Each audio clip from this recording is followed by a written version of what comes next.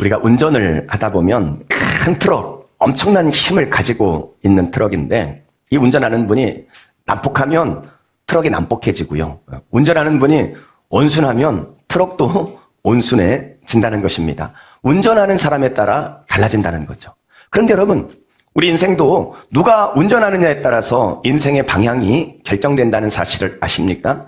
오늘 본문에 보면은 우리 인생을 운전하는 두 가지를 우리에게 소개하고 있습니다. 성령과 육체 욕심, 이 두 운전자가 우리에게 있다는 거예요. 자, 그렇다면 성령을 따라 살면 우리 인생이 어떻게 달라질까요? 첫째, 인생의 방향이 달라집니다. 성령을 따라 살아가느냐, 육체의 욕심을 따라 살아가느냐에 따라서 인생의 방향이 확연하게 달라진다는 거예요. 하나님 대신 자기가 주인 돼서 자기 중심의 욕망을 따르는 삶, 이것을 육체의 욕심이라 말할 수 있습니다. 그렇게 살면 어떻게 될까요? 육신의 생각은 하나님과 뭐가 된다고요? 원수가 된다는 거예요. 원수가. 그래서 육체의 욕심을 따라 살아갔을 때 마귀의 유혹에 넘어가 육체의 일을 하게 되어지는 건데 인생의 방향이 죄짓고 죄에 넘어지고 죄에 빠져 살아가는 방향으로 흘러가게 되어진다는 것입니다. 그런데 여러분, 성령을 따라 살면 어떻게 될까요? 우리의 삶에 성령의 열매를 맺게 되어진다는 거예요. 우리의 가치관이 달라지고 결국 우리 인생의 방향이 하나님 기뻐하시는 삶, 하나님 안에서 축복을 누리는 삶으로 방향이 그렇게 흘러가게 되어진다는 것입니다. 우리가 육체의 욕심을 따라 살면 우리는 죄 가운데 빠지고 죄 속에서 쾌상의 쾌락 속에 결국은 망가지는 인생이 되어지는 것이고, 성령을 따라 살게 되어지면 성령의 열매를 맺으며 하나님 기뻐하시는 인생의 방향으로 우리 인생을 살아갈 수 있게 되어지는 것입니다. 육체의 욕심에 끌려 살지 말고 성령을 따라 사시기를 주의 이름으로 축원합니다. 그래서 여러분, 우리가 꼭 기억해야 될 게 있어요. 생각하지 말고 물으라. 누구에게 물어봐요? 네, 성령님에게, 하나님에게 물어보라는 거예요. 물어보라. 내가 자녀를 양육하는 어느 순간에도, 내가 직장에서 어떤 일을 행할 때도 그냥 내 머리로 어떻게 해야 될까 생각하지 말고 성령님에게 물어보라는 거예요. 성령님은 가장 최선의 것을 우리에게 말씀하시는 분임을 믿으시기 바랍니다. 성령님에게 물어보는 거예요. 성령님은요, 우리에게 가장 최선의 것을 알려주시는 분이에요. 우리 인생이 성령을 따라 살면 어떻게 달라질까요? 둘째, 삶의 순종이 달라집니다. 이 성령을 따라 사는 것이 단순히 느낌이 아니에요. 예배 드리는데 성령이 막 마음을 뜨겁게 했어. 내가 그렇게 살아야지. 결단을 일으키기도 해요. 그런데 성령을 따라 사는 것은 내 마음의 어떤 느낌이 아니라 그 감동을 순종해내는 것입니다. 빌립보서에 보면은요, 순종할 수 있는 능력까지 주신다, 이렇게 말씀을 하고 있어요. 내가 성령의 순종에 살아야지. 성령이 말씀하실 때 내가 그것을 순종해야지. 이런 자원하는 마음, 이런 마음의 자세를 가지고 있으면 성령이 우리를 순종할 수 있는 힘도 주시고 성령이 순종하게 하신다는 거예요. 그래서 오늘 우리에게 자세가 필요한 게 있어요. 그게 뭐냐면 성령에게 순종해야 되겠다. 이 자세가 중요해요. 그것만 가지면 성령이 우리에게 순종하고자 하는 마음을 주시고 그리고 순종할 수 있는 힘도 주신다는 거예요. 그렇게 했을 때 우리의 인생이 성령의 역사를 이루는 인생을 살게 되어진다는 것입니다. 성경에 보면 많은 믿음의 사람들은요, 다 성령을 따라서 살았던 사람들이에요. 바울의 마음속에는요, 원하는 게 있었어요. 로마로 가는 거였습니다. 그런데 성령이 바울에게 로마가 아니라 어디로? 예루살렘으로 가라 그러시는 거예요. 그런데 바울이 오기만 하면 바울을 잡아서 바울을 죽이겠다, 막 이런 사람들이 지금 막 예루살렘 안에 있는 거예요. 그러니까 예루살렘으로 들어간다는 것은요, 바울은 지금 죽을지도 모르는 그런 상황입니다. 또 바울이 원하는 거는 로마로 가는 거였단 말이죠. 그런데 바울은 자기 생각대로 하지 않는 거예요. 거기 가면 어떤 위험이 있겠지? 이런 걸 따지지 않아요. 그냥 성령에 매여서 성령이 가라 하시니까 바울은 가는 거예요. 가는 거예요. 이 성령에 순종하는 거죠. 어떤 결과가 일어납니까? 결국 바울이요, 예루살렘으로 들어갔기 때문에 거기 가서 감옥에 갇힙니다. 감옥에 갇혔기 때문에 결국은 로마로 들어가게 되어지는 거예요. 로마로 들어갔어요. 로마가 복음화되어지는 엄청난 일이 바울이 로마로 갔기 때문에 되어진 건데, 그 계기가 어디서부터 일어났느냐? 성령에 매여 예루살렘으로 갔기 때문에 됐다는 거예요. 이게 성령을 따라 사는 삶의 선순환 인생이라는 거예요. 성령님, 지금은 아니에요. 지금은 아니에요. 우리가 이렇게 미루고 있지는 않아요. 성령의 음성이 들렸는데 유불리를 따져보니까 이건 나한테 불리할 것 같아. 그래서 뒤로 살짝 이렇게 미뤄두고 있지는 않습니까? 사랑하는 성도 여러분, 성령이 말씀하신다? 그것은 기회입니다. 성령이 내게 감동을 주신다? 그것은 기회예요. 왜 기회예요? 성령이 내게 말씀하신 내가 그것을 순종해냈을 때 하나님이 예비하신 축복이 있거든요. 그래서 기회라는 거예요. 내 생각은 맞지 않아. 내 계획하고는 틀린 것 같아. 순종해보세요. 결과가 어떻게 되어지는지. 성령은 우리에게 가장 최선의 것을 주시는 분, 우리에게 가장 최고의 것을 주시는 하나님. 그게 성령님이세요. 이 성령의 감동에 순종하며 하나님의 일을 이루어가는 인생으로 살아가시기를 주의 이름으로 축원합니다.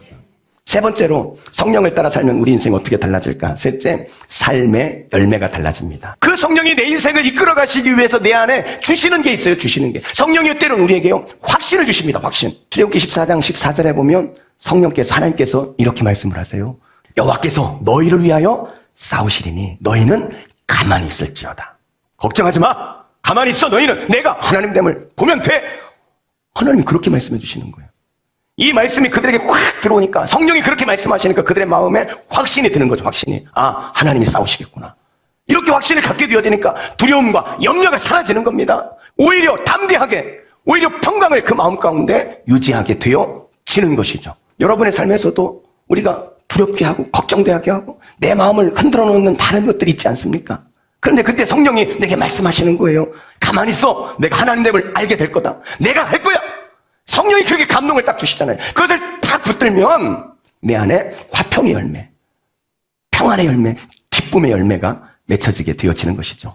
여러분, 성령이 주시는 확신, 그것을 붙드시기를 주의 이름으로 축원합니다. 그런가 하면요, 성령은요 우리를 책망하십니다. 너 안 돼. 끊어야 돼. 정리해야지. 너 용서 안 하면 안 되지. 성령이 책망하시는 거예요. 그럼 그 성령의 책망하심을 순종하면 어떤 일이 벌어지겠습니까? 다윗이 사람을 죽이는 죄를 범치 않고 온유의 열매를 맺게 되어지죠. 용서의 열매를 맺게 되어지죠.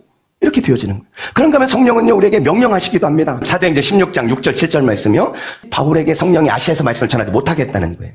그들은 비두니아 아시아 지역에서 복음을 전하려고 했는데 성령이 이 바울에게 아니야, 거기가 아니다. 너 유럽으로 가야 돼. 성령이 강하게 명령을 하셔가지고요, 이 바울이 아시아로 안 가고 어디로 갔어요? 유럽으로 갑니다. 그래서 복음이, 아시아에 있던 복음이 유럽으로 건너가게 되어진 거예요. 그래서 그 복음이 오늘 우리까지 오게 되어진 것이죠. 성령이 명령하신다. 이 명령에 순종할 때, 그때 우리는 열매를 맺게 되어진다는 거예요. 용서해라, 사랑해라, 네가 섬겨야지. 성령이 명령하신다니까요. 이 명령하실 때 우리가 순종하면 그럴 때 사랑과 충성의 열매를 맺게 되어진다는 거예요. 그래서 성령을 따라 살면 우리의 열매가 달라지게 되어진다는 것입니다. 사랑하는 성도 여러분, 성령을 따라 살아가시기를 주의 이름으로 축원합니다. 미국의 복음전도자 토니 캠폴로 목사님의 간증을 하나 나누고 말씀을 마치려고 합니다. 교수로 청소년 사역을 할 때 오순절 계통의 한 대학에서 설교하도록 초청을 받았어요. 그래서 설교하러 갔는데 설교 전에 한 방에서 8명의 형제들하고 같이 이야기를 나누다가 그 8명 형제가 설교 들어가기 전에 이제 기름 부음을 위해서 안수 기도를 하게 된 거예요. 8명 중에 한 명이 기도하는데 뭐라고 기도하냐면, 주님, 찰리 펄스를 기억해 주셔야 됩니다. 그가 23번 출구를 지나 1마일쯤 떨어진 곳에 은빛 트레일러에 사는데 그가 지금 가족을 버리고 떠나려고 하고 있어요. 주님, 그를 붙잡아 주세요. 여러분, 이게 지금 상황에 맞는 기도입니까? 설교 올라가려고 하는 이분에게 하나님 성령의 영감을 부어주십시오, 이렇게 기도해야 되는데 찰스 펄스를 기억해 주셔야 됩니다. 그가 지금 23번 출구로 나와서 1마일쯤 떨어진 은빛 트레일러에 사는데 가족을 버리고 떠나려고 합니다. 그를 붙잡아 주십시오. 이렇게 기도를 하더라는 거예요.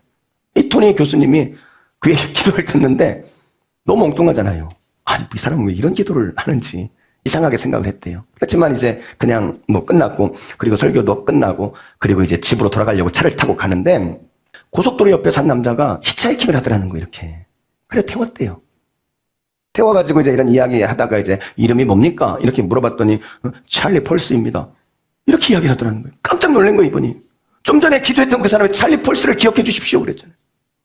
그래가지고 이 사람이 깜짝 놀라가지고, 그래서 차를 돌려가지고 23번 출구로 나가가지고 1마일을 갔더니 진짜 거기에 은빛 트레일러 집이 있더라는 거예요. 그 집에 딱 들어갔더니 아내와 어린 딸이 하나 있었던 겁니다. 그래서 새 가족을 앉혀놓고 그날 있었던 이야기를 했대요. 그리고 그 이야기를 하고 복음을 전했더니 그 찰스의 가정이 다 예수님을 믿게 되어졌다, 이렇게 고백을 한 것입니다. 여러분, 성령께서 하신 일이라는 거예요.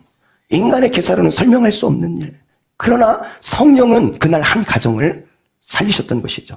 사랑하는 성도 여러분, 오늘도요, 성령은 우리의 생각을 넘어서서 일하시는 분임을 믿으시기 바랍니다. 우리가 그 성령에 순종할 때 우리의 삶 속에 이런 신비한 열매가 얼마든지 맺힐 수 있다는 것, 이것을 믿으시기 바랍니다. 성령을 따라 살면 삶의 방향이 달라집니다. 성령을 따라 살면 우리의 순종이 달라져요. 성령을 따라 살면 열매가 달라지는 거예요. 사랑하는 성도 여러분, 오늘 저는 말씀을 시작하면서 대형 트럭으로 움직이는, 대형 트럭을 움직이는 것은 사람이라고 말씀을 드렸잖아요.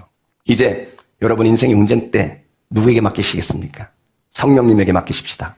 그분의 인도하시면, 그분의 인도하심에 순종하면 우리 인생 흔들림 없이 하나님의 놀라운 축복을 누리며 살아가는 인생이 될 줄로 믿으시기 바랍니다.